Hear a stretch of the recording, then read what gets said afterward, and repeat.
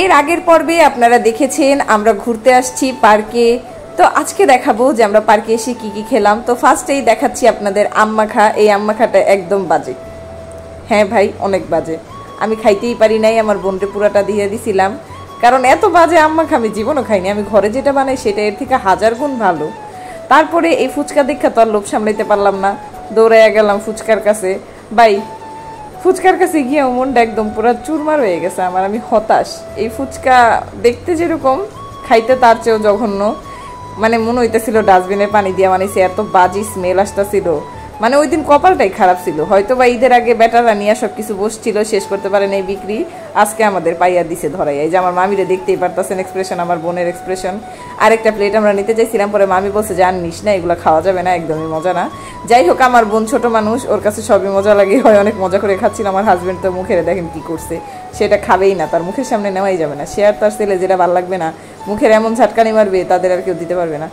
যাই হোক গা, পরে আরেকটা মানে কি বলবো, নেই প্লেট আমি এমনি দাঁড়াইছিলাম, ওনাদের এখান থেকে একটু খাইছিলাম, আমার মামির এখান থেকে মনে হয় একটা খাইছিলাম, আর আমার বোনের এখান থেকে একটা খাইছিলাম। কি বলবো ভাই, এত জঘন্য ভালো হয়েছে, আরেকটা প্লেট নিই আমি। তারপর এখান থেকে ফুচকা খাওয়াটা শেষ করে আমরা হাইটটা চলে যেতেছি আরেক জায়গায়। মানে আরেক জায়গায় যেতেছি খাওয়ার জন্যই। মানে আগের পর্বে শুধু ঘোরাঘুরি দেখছেন, এখন শুধু খাওয়া খাওয়াই দেখবেন, দেখতে থাকেন। আয়সা ঢুইকা পড়ছি এইখানে একটা মিষ্টির দোকানে। এই মিষ্টির দোকানে এত মানে টেস্টি মিষ্টি ছিল, সবগুলো মিষ্টি অনেক বেশি মজা ছিল। এখান থেকে বেশিরভাগ মিষ্টি আমার খাওয়া, সো আমি জানি কোনটা সবচেয়ে বেশি টেস্টি।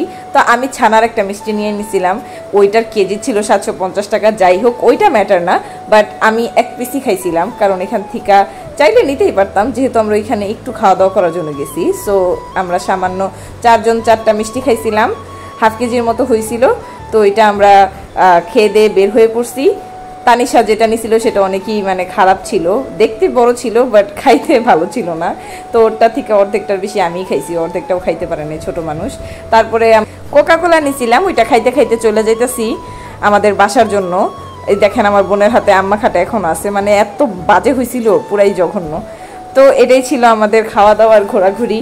এখানে কিয়ানের বাবারে না জ্বালাইলে আমার ভালোই লাগে না। কিয়ান তো সারা সময় ঘুমাইয়াই ছিল, এখন বাসায় যেতেছি, এখন সে জাগনা হয়েছে। যাই হোক গা, জাগনা থাকলেই ভালো, ঘুমাই গেলে গা অনেক সমস্যা হয় ওরে নিয়ে হাঁটাচলা করা। কি আর বলতাম, আমার ছেলেটা মাশাল্লাহ পুরাই, ওর একটা জিন্সের প্যান্ট পরাইছি আর সুন্দর ফুলওয়ালা শার্ট পরাই দিছি, টি শার্ট, আর অনেক বেশি খুশি। এখানে কিয়ানের বাবা আমাদের ছোট করে একটা মানে ভিডিও কইরা দিছিল, ভালোই হয়েছে, পরে দেখলাম, যার কারণে অ্যাড করে দিছি। কিয়ানের বাবা মাঝে মধ্যে একটু ভালো টালো কাজ করে, বুঝছেন, সবসময় করে না, একটু মাঝে মধ্যেই করে। যাই হোক, এটা নিয়েই আমি খুশি।